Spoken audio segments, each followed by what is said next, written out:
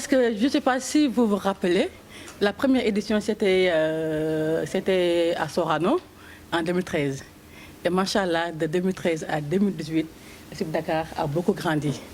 On a beaucoup d'étudiants et on ne peut plus faire la gradation à Sorano. Donc du coup, nous avons décidé de le localiser, de venir au Grand Théâtre qui prend 1800 personnes. Et nous, je pense que nous avons fait aujourd'hui plus de 1800. Voilà, c'est pour cela. Oui, depuis lors, vous savez que ESUP Dakar, elle est dans la formation professionnelle, d'accord, et supérieure. Donc, en dehors des enseignements, nous faisons tout pour accompagner nos étudiants, pour qu'ils puissent avoir des stages, et même après la formation, de pouvoir s'insérer rapidement. Ouais. Est-ce que cela même est dans le package que vous offrez aux étudiants?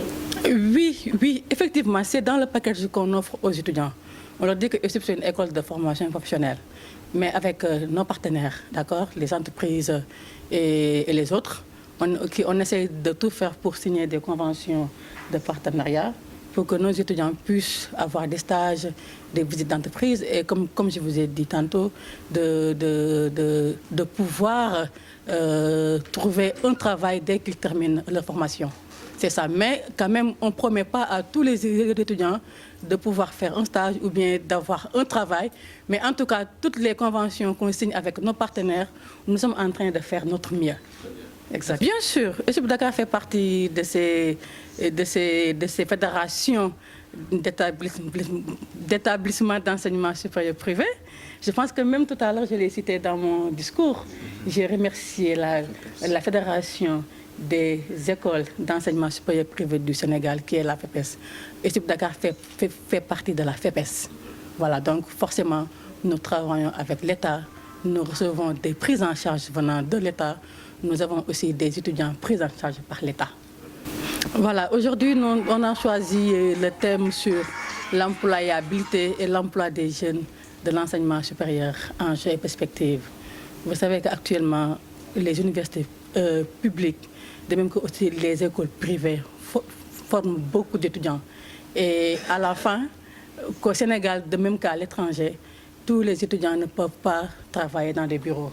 C'est pour cela qu'on a essayé à ESUP Dakar cette année-ci de choisir ce thème pour dire aux étudiants qu'après leur formation, ils peuvent eux-mêmes créer des emplois, n'est-ce pas?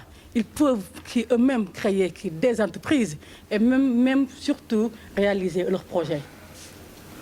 Vous savez qu'actuellement, l'actualité porte surtout sur les questions gazières et pétrolières. Ça, j'en suis consciente. Et je sais qu'il y a déjà certains collègues responsables d'école qui ont déjà ouvert des départements sur ces questions-là, d'accord. Mais ESUP Dakar est en train de travailler avec son staff académique pour mettre en place au moins un département chargé de la question du pétrole et du gaz.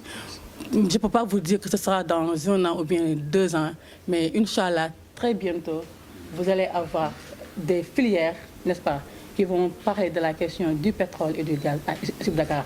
Parce qu'aujourd'hui, c'est ce qui fait l'actualité. Parce qu'aujourd'hui, la question du pétrole et du gaz, c'est une filière nouvelle d'avenir. Et donc, comme nous sommes dans l'innovation à ESUP Dakar, pourquoi pas ne pas mettre en place une filière répondant à ces questions?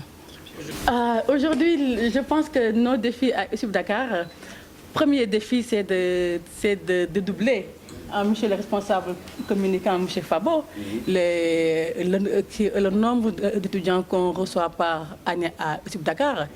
Et surtout mettre l'accent sur la qualité, comme on l'a toujours fait, la qualité et aussi la rigueur, mais en même temps aller chercher des filières nouvelles.